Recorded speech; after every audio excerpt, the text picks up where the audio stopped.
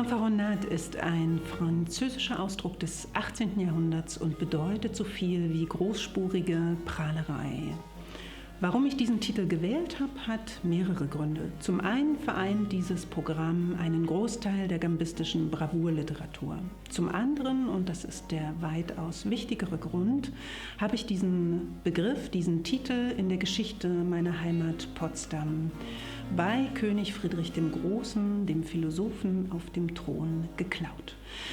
Dieser ließ nämlich am Ende des Siebenjährigen Krieges, als die Staatskassen praktisch leer waren, ein Schloss bauen. Und zwar nicht irgendein Schloss oder Schlösschen, sondern das neue Palais.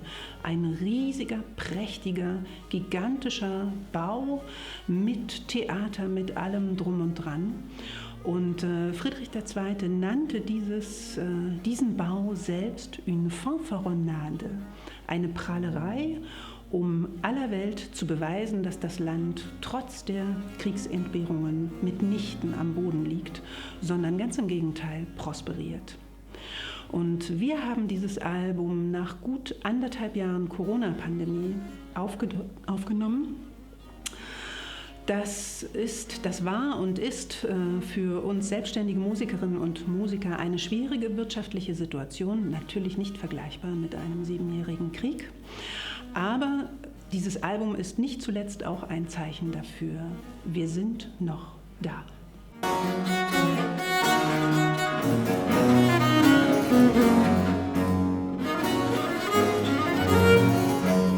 Auf dem Album finden sich vor allem Klassiker der französischen Gampenliteratur, Lieblingsstücke, also Les Folies d'Espagne von Marin Marais, berühmte Stücke von Antoine Forqueray und natürlich darf auch Monsieur de Sainte-Colombe nicht fehlen, der Vater der französischen Gampenschule, bei dem ja bekanntlich Marin Marais selbst in die Lehre gegangen ist.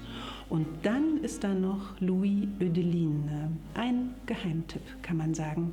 Von Hölderlin wissen wir so gut wie nichts, noch nicht mal seine Lebensdaten, aber wir wissen, dass er ganz fantastische Literatur für die Diskantgambe geschrieben hat.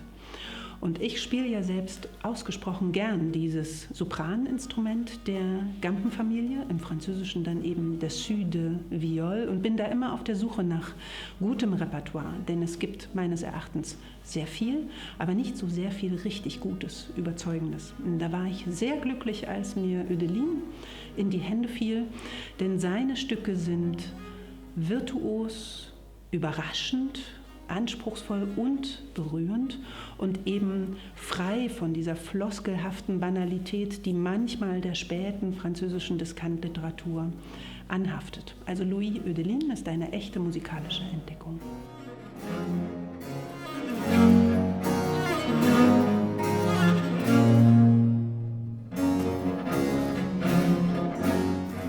Das Ensemble Art Déco wird immer gebildet aus den Musikerinnen und Musikern, mit denen ich das jeweilige Repertoire am liebsten spiele. Und das sind in dem Fall Irene Klein an der Bassgambe, Carsten Loof am Cembalo, Thor Harald Johnsen und Magnus Andersson an den lauten Instrumenten.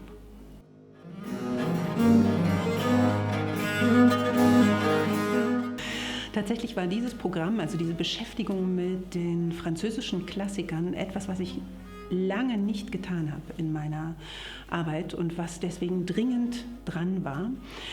Tatsächlich locken mich aber jetzt doch wieder abgelegenere Gebiete der Gampenliteratur. Ich denke da eher an die Frühklassik und will da aber jetzt hier noch nicht zu viel verraten.